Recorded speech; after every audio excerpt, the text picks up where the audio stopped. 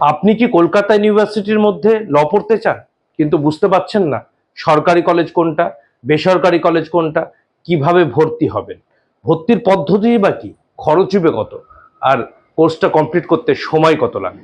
তাহলে আজকে আমার এই ভিডিওতে আমি সম্পূর্ণভাবে আলোচনা করব যে ভারতবর্ষের মধ্যে অন্যতম সুন্দর ল কলেজ ক্যালকাটা ইউনিভার্সিটির ল ফ্যাকাল্টি এবং সেই কলেজে কিভাবে ভর্তি হবেন, খরচ কত, কি কি পদ্ধতি আছে, সম্পূর্ণ ভিডিওটাই এই সম্পূর্ণ তথ্যগুলো থাকবে। তাই ভিডিওটাকে স্কিপ না করে সম্পূর্ণ ভিডিওটাকে দেখবেন যারা ক্যালকাটা ইউনিভার্সিটির আন্ডারে ল পড়তে চাইছেন। আমি অ্যাডভোকেট ইমতিয়াজ কবির।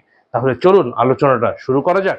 কলকাতা ইউনিভার্সিটি, যেটাকে আমরা এখনো ক্যালকাটা ইউনিভার্সিটি বলেই জানি, এই ইউনিভার্সিটিটি প্রতিষ্ঠিত হয় 1857 সালে এবং কলকাতা ইউনিভার্সিটির ল ফ্যাকাল্টি ভারতের মধ্যে সর্বপ্রাচীন যে ল ফ্যাকাল্টিগুলো আছে, ল কলেজগুলো আছে, তার মধ্যে অন্যতম।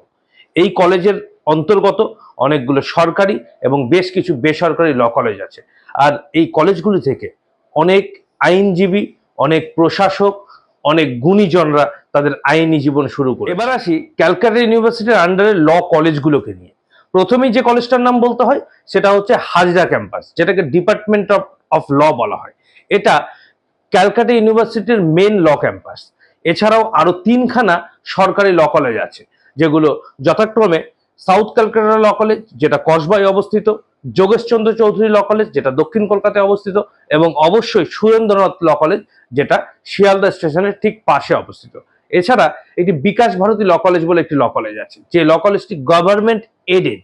এটা সম্পূর্ণ সরকারি নয়, আবার সেলফ ফিনান্সও নয়। এখানে পড়াশোনা করার সরকারি কলেজের থেকে একটু বেশি হলেও সেলফ ফিনান্সের থেকে অনেকটাই কম। এছাড়া আছে পাঁচখানা self finance law college affiliated by Calcutta university, যার মধ্যে অন্যতম শ্যামবাজার ল কলেজ, যেটা শ্যামবাজারে অবস্থিত, জর্জ স্কুল অফ ল, এছাড়াও জ্যোতির্ময় ল কলেজ, রবীন্দ্র শিক্ষা সম্মেলনী ল কলেজ এবং হেরিটেজ ল কলেজ। এই কলেজগুলো প্রত্যেকটি ক্যালকাটা ইউনিভার্সিটির আন্ডারের ল কলেজ। প্রথম চারটি সরকারি, মাঝেরটি গভর্নমেন্ট এডেড এবং লাস্টের যে পাঁচটা কলেজের কথা বললাম এগুলো হচ্ছে সেলফ ফিনান্স ল কলেজ। ল কলেজগুলোর অবস্থান সেলফ ফিনান্স, গভর্নমেন্ট এডেড এবং গভর্নমেন্ট, এই ব্যাপারগুলোকে মাথায় রেখে আপনাদেরকে ল কলেজ চুজ করতে হবে। সরকারি ল কলেজ যেগুলো আছে তার সাথে বেসরকারি ল কলেজের ভর্তির পদ্ধতি একটু আলাদা, কিন্তু সবকটি কলেজই ক্যালকাটা ইউনিভার্সিটির আন্ডারে। আপনাদেরকে পরিকাঠামোর কথা ভেবে, পড়াশোনার পরিস্থিতির কথা ভেবে, ফ্যাকাল্টির কথা ভেবে আপনাদেরকে নিজেদের মতো করে কলেজগুলো চুজ করতে হবে আপনি কোন কলেজে ভর্তি হতে চান। সচরাচর যারা উচ্চ মাধ্যমিক পাস করে, উচ্চ মাধ্যমিক পাস করার পর জুন মাসের দিকে সচরাচর ফর্ম ফিল আপ হয় ক্যালকাটা ইউনিভার্সিটির আন্ডারে। এখন অনলাইনে ফর্ম ফিল আপ হচ্ছে। আপনি ক্যালকাটা ইউনিভার্সিটির অফিসিয়াল যে ওয়েবসাইট, সেখানে গিয়ে আপনি সার্চ করলে ফর্ম পাবেন, সেখান থেকে ফর্ম ফিল আপ করতে পারেন এবং তারপরে একটি পরীক্ষা হয়। সেই পরীক্ষা আপনাকে 2 ঘন্টার পরীক্ষা এবং প্রতিটা প্রশ্নে মাল্টিপল চয়েস কোশ্চেনের উপর পরীক্ষাটা হয়। সেখানে জেনারেল নলেজের উপর জোর দেওয়া হয়, আপনার ইংলিশের উপর যে নলেজ আছে তার উপর জোর দেওয়া হয় এবং বিভিন্ন আরো রিজনিং টাইপের কোশ্চেন এবং অ্যান্সার সেখানে হয়। এই পরীক্ষাটা ক্র্যাক করতে হলে আপনি কলেজ স্ট্রিটে আসলে বা যে কোনো বইয়ের দোকানে অনেক বই পাবেন, যে guide to Calcutta university law entrance exam, এই ধরনের একটা বইয়ের গাইড নিলে আমার মনে হয় সুবিধা।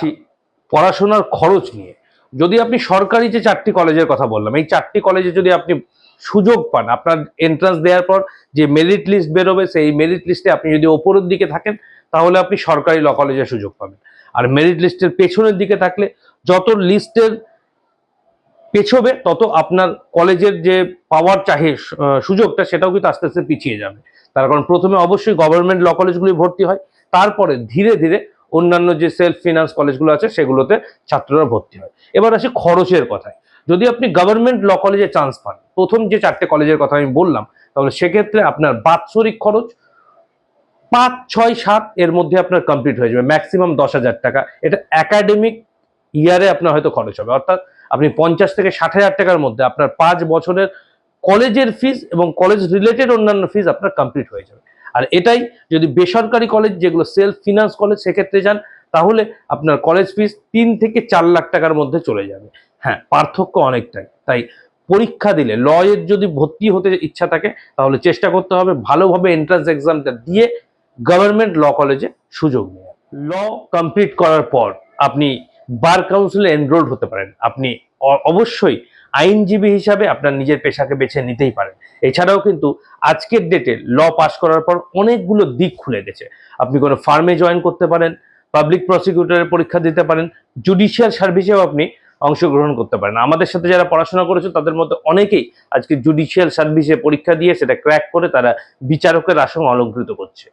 আইন পড়া এটা একটা শুধু পেশা নয়, এটা একটা শক্তি। এটা আপনাকে সমাজের জন্য কিছু করার শক্তি যোগাবে।